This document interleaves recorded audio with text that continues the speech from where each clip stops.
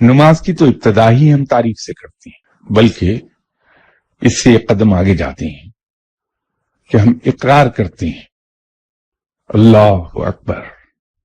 ہم نے کبھی اس پہ غور کیا کہ جو ہم ہاتھ اٹھا کے یہاں تک لے جاتے ہیں اللہ اکبر، یہ اللہ اکبر کے سلسلے میں ایک احتیاط میں عرض کر دوں، یقیناً آپ کو مجھ سے بہتر پتا ہے، اللہ کو لمبا کیجئے، اللہ، جیسے اذان میں ہم اللہ کہتے ہیں، لیکن اکبر کو اتنا ہی مختصر کر دیجئے، کیونکہ اگر اکبر کو ہم لمبا کریں گے تو اس کے نیگیٹو ایفیکٹس آئیں گے بہت۔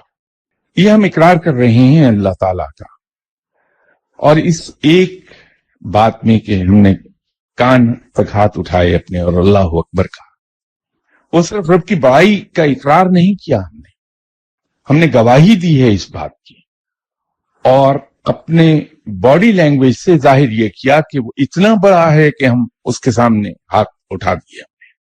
یہ شکست کا اعلان ہوتا ہے جب کوئی شخص کسی کے سامنے ہاتھ اٹھا دے، ہاتھ کھڑے کر دے، تو ہم اس کے سامنے یہ ہاتھ کھڑے کر رہے ہیں۔ دوسری چیز یہ ہے کہ جس طرح فوج میں جو سیلوٹ کیا جاتا ہے، ہاتھ دکھا رہے ہوتے ہیں ہم، مقصد یہ ہے کہ ہمارے ہاتھ خالی ہیں، ہم دوستی کے جسچر سے تمہاری طرف آ رہے ہیں۔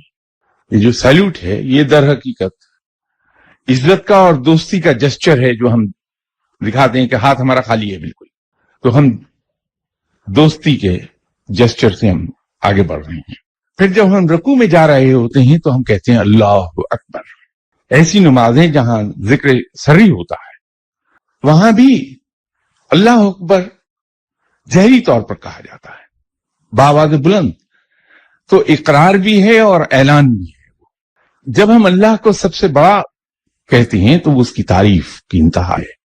تو جب ہم رکوع سے اٹھ رہے ہوتے ہیں اور سمع اللہ لمن حمدہ کہتے ہیں تو ہم اسی تعریف کو ریفر کر رہے ہوتے ہیں جو ہم شروع سے کہہ رہے ہیں۔ پھر ہم سجدے میں جاتے ہیں تو اللہ اکبر کہہ کے اٹھتے ہیں، تو اللہ اکبر کہہ کے اٹھتے ہیں۔